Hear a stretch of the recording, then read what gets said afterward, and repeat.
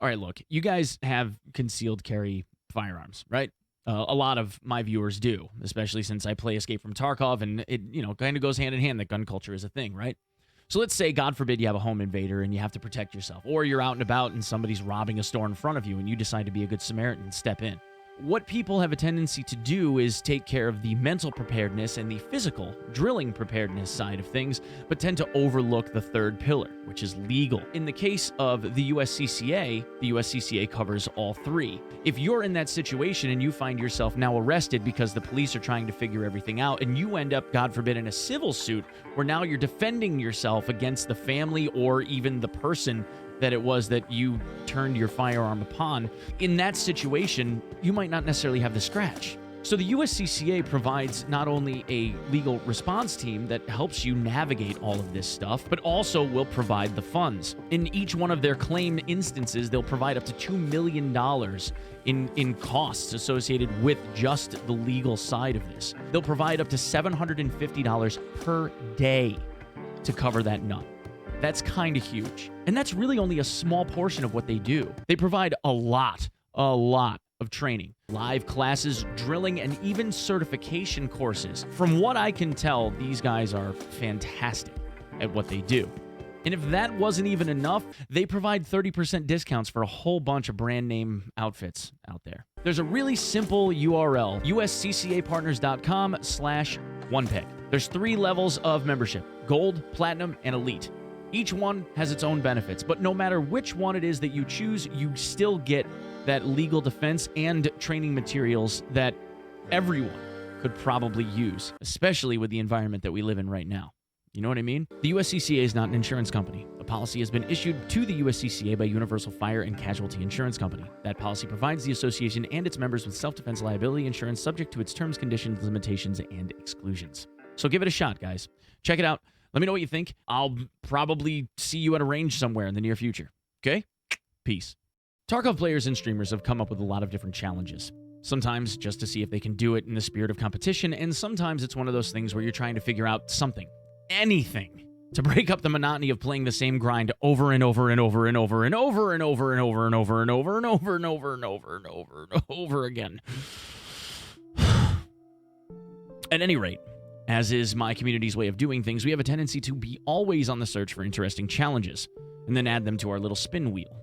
You see, the spin wheel is this thing where for $10 I spin the wheel, and whatever it lands on, I have to do, ranging from relatively simple things like send this guy a free t-shirt, to dumping all of my gear, to blowing myself up with a grenade, to deleting all of my money, or even my entire stash. Yeah, some of them are pretty rough. The idea with Bob the Builder came from these wheel spins. There's always been people that look to snowball their loadouts, getting come-ups by beating guys that have more or better gear than they do and then looting it and wearing their stuff out of the raid instead. There's also the instances where people would forget to bring a laser or a flashlight on their gun build, only to find one and thank sweet baby Nikisis for their good fortune. Thank you, baby Nikisis. But what about doing something like that on purpose? Well, this is where Bob the Builder comes in. If you've never seen the show Bob the Builder, it's a little kid's cartoon in the USA that has run for a very long time, where Bob, who is a builder, solves problems along the way as he attempts to finish building a building or doing handyman-style tasks, like around the town that he lives in. All the while using the tagline, "Can we fix it? Yes, we can." So we're applying our idea to the raid. In a Bob the Builder raid, there's 2 variants, and I'll explain each one and then show you a little bit of game footage on how it's played. Then explain the second and show footage on that as well. So strap yourselves in. Hopefully you guys dig it. Variant 1. Variant 1 is using the gun. In Variant 1, the player goes in with a completely stripped down rifle. I guess in both cases this is true, like this M1A. We refer to this as the Bob gun. You can secure the attachments for your Bob gun in your container or leave them in your bag, whatever it is that you prefer. The idea here is to get kills with the gun itself, adding components to it as you go. But there are some caveats. Rule number 1. You can only attach an attachment to the Bob gun after you get a kill. So 1 attachment per kill. If you have a combination of attachments on the weapon, like a M-Lock 4.1-inch guide, that is an attachment part by itself, right? Attaching a foregrip to that guide is a second part, so you have to do them separately. Rule number 2, reloads count as attachments, meaning as you progress, you have to choose whether or not to add an attachment, like a traditional attachment, or you can reload. You may repack a mag after reloading if you choose, but you have to do it before you fire another shot. If you fire a shot before repacking the mag, you have to wait to do the mag repack until you get another kill, etc. This second rule creates a little bit of an interesting dynamic. So do you reload, or do you make your weapon stronger, more controllable? The goal here is to fully assemble the gun and then extract. The difficulty with this task can be scaled, but I'll talk more about that after the next variant is discussed. For now, here's a run that I did earlier today using this mechanic, and it outlines all of the kills I got during the interchange raid, with each kill in order. And a quick note, you can kill scavs. If it was just PMCs, that would be insane, almost impossible. There's never enough PMCs on a map to do that. It's just, whatever it is that you find, as long as they're like a person, I guess. If I have a partial, I can repack the mag and then reload it. But since I opted to put the laser on, that sounded like Killa. That sounded like an RPK.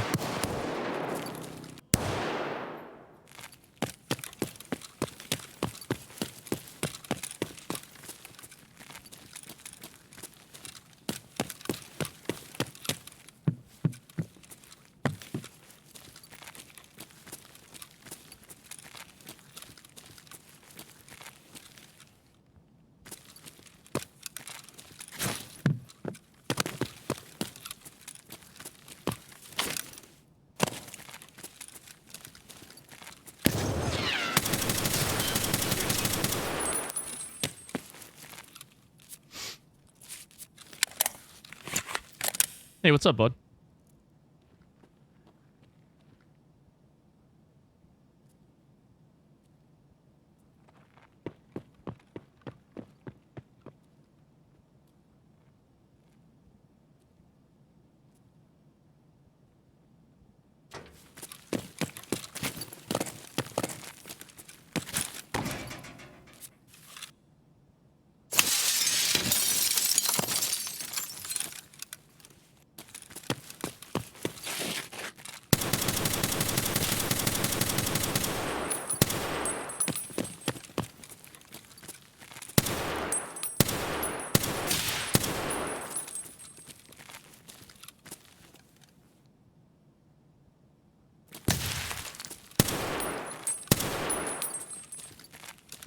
Can't ADS, can't see.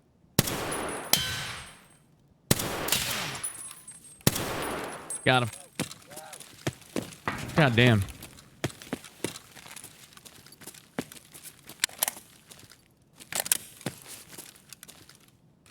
I heard him running around. I figured that he was going to the other side. I just wasn't 100%.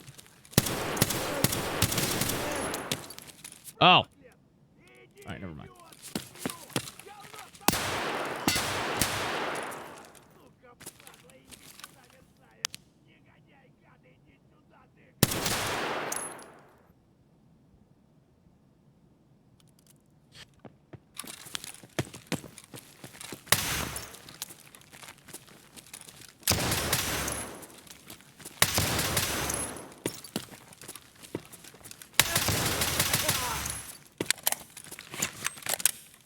So in Variant 2, rather than using the bob gun the whole raid, instead you use a sidearm. In this case, I chose a suppressed Glock with a 50-round drum mag. The idea here is that every time you get a kill with your backup gun, you can put an attachment on the bob gun. The rules in this case end up being slightly different. Rule 1, you have one mag for the sidearm. That's it. No extra bullets, no extra mags, just the mag in the gun. That's it. Rule number 2, mags for the rifle count as attachments. Once your gun is fully assembled with a mag in the well, then you can use the gun. If you need to reload, you need to obtain a kill with the rifle in order to reload. Otherwise, you have to revert to the backup weapon and earn a reload. Rule number 3, you may use looted guns and ammo. You may not use ammo or mags originally intended for the bob gun in your looted firearms. So, for instance, if your bob gun is an M4 and you kill a scav with an 8R, you cannot repack the 8R mags with 855A1 rounds that you brought with you into the raid. Make sense? Again, here the goal is to fully assemble the bob gun and then extract. As a reminder, once assembled, the bob gun is usable, but per mag, you have to get at least one kill in order to unlock each mag, and then you'll be able to reload, okay? So here's a Variant 2 raid and what it looks like on Interchange from this morning with each kill in order.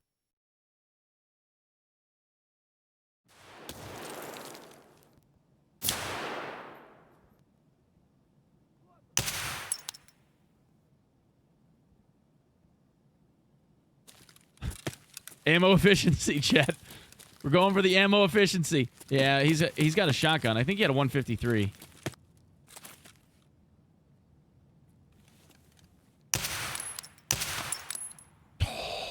Upgrade my thing. Nice sandals. Tactical sandals. I like it. Socks and sandals even. Maybe not.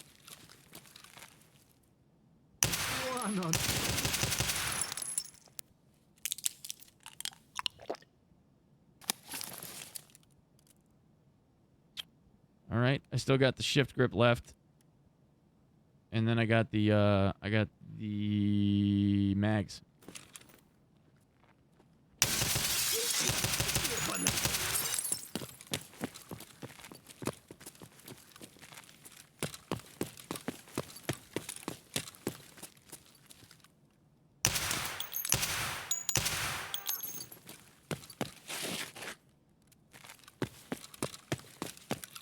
One more. That scav just wiggled. Now he's dead.